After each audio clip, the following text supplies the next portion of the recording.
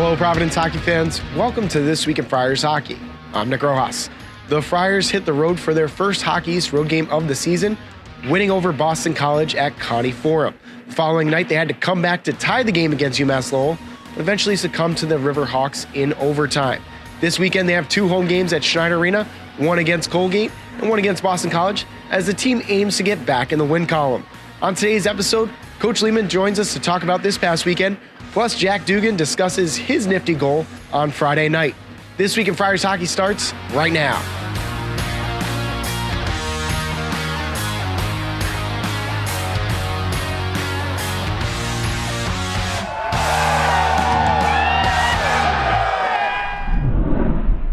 We're joined now, as we are every week, with the head coach of the men's ice hockey team, Coach Leaman. Coach, first Hockey East road game of the season was this past Friday night against Boston College. You guys get a big win. What was your team doing so effectively Friday night? I thought we were moving our feet. I thought we were ready to play from the start. I think that's important. Usually in that rink, they get a lot of momentum in that first period, and it's rare, or not rare, but they usually try to score first. So you have to be ready to go right from the start. And I thought the guys did a good job with that.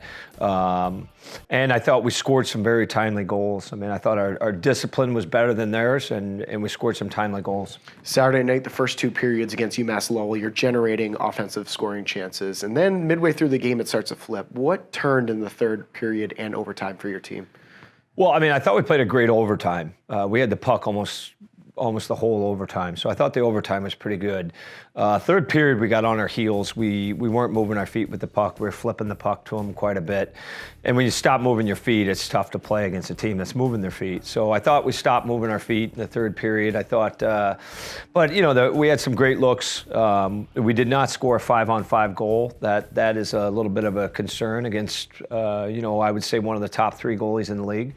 So that was a little bit of a concern, and that's stuff we're going to work on this week. Overall, it's a very winnable game, but we didn't win it, so we just got to keep getting better.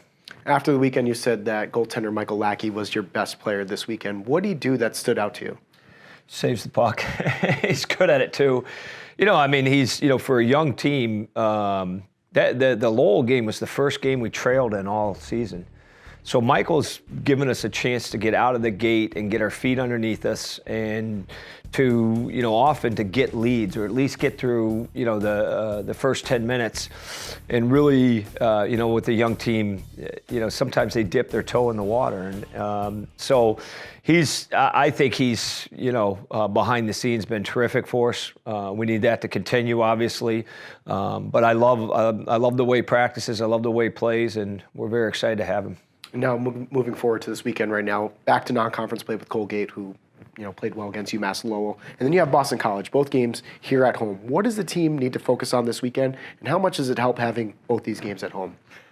Well, we're 1-2 at home, so that's not good. I think our road, we're 3-0 on the road, so I really like the way we played on the road, but you often play a lot simpler, and you're a lot more plugged into a game plan on the road. So we have to take that mentality here at home, that we have to play like we're on the road and keep it simple, and because we play our best hockey when we're keeping it simple. So I think that's the big takeaway from it. The Colgate game is going to be big because we just lost to Lowell, and they've had success against Lowell. And if we want to, win a head-to-head comparison against Lowell, eventually we're going to have to knock off some other teams.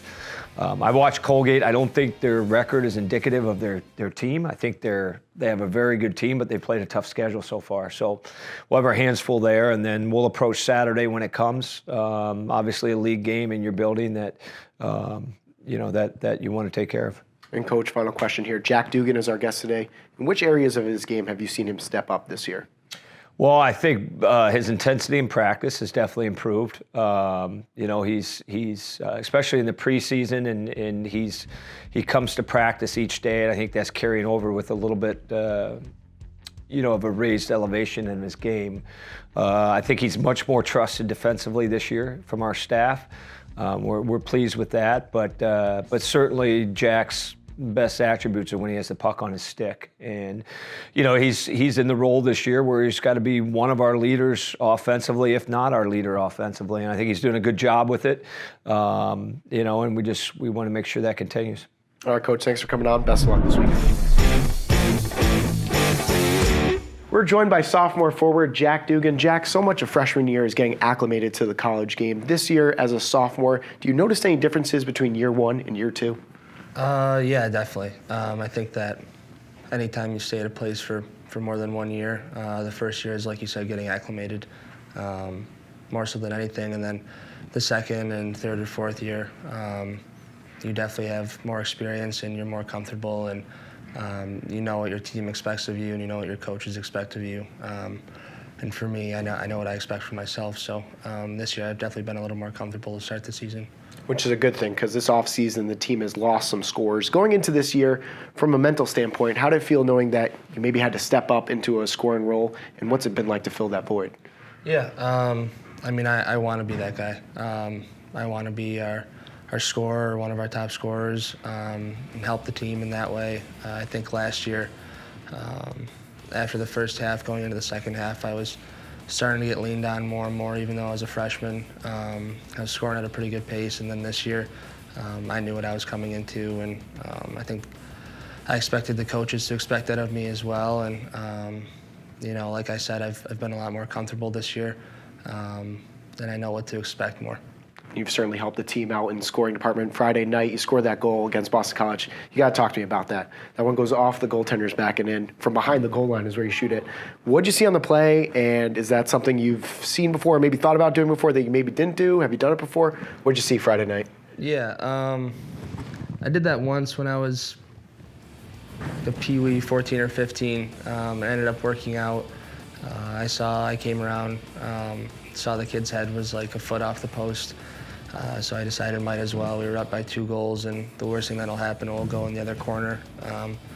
So I thought might as well try it, and obviously it ended up looking pretty cool. So it worked out, and got a lot of attention, I guess.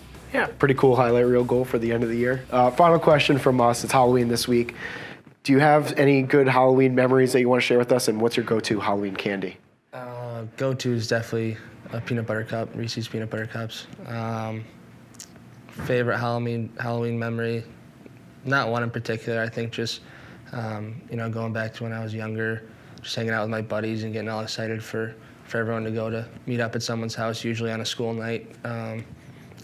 Sometimes I'd have hockey practice my parents let me skip. So I think that was just most fun, just hanging out with my buddies. Yeah, absolutely. Those Reese's peanut butter cups, the ones that are shaped in the pumpkin, hands down. Doesn't get any better than that. Absolutely. Exactly. Well, thank you, Jack, for coming on. Good luck this weekend. Thank you.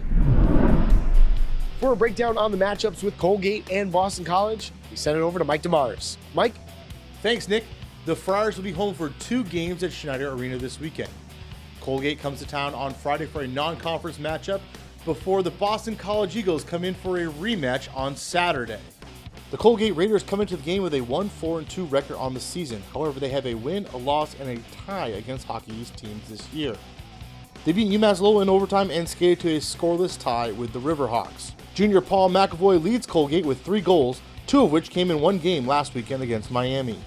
The Friars beat the Eagles in their own building by a score of 6-2 last Friday. The goal scorers for the Eagles were Graham McPhee and Logan Hutsko. The second period proved to be the deciding period in the game, as 4 of the 8 goals were scored in the second stanza. Now the Friars will get the opportunity to host BC on Saturday night. The Friars have won their last 5 meetings against Colgate, with the last matchup coming back in 2016.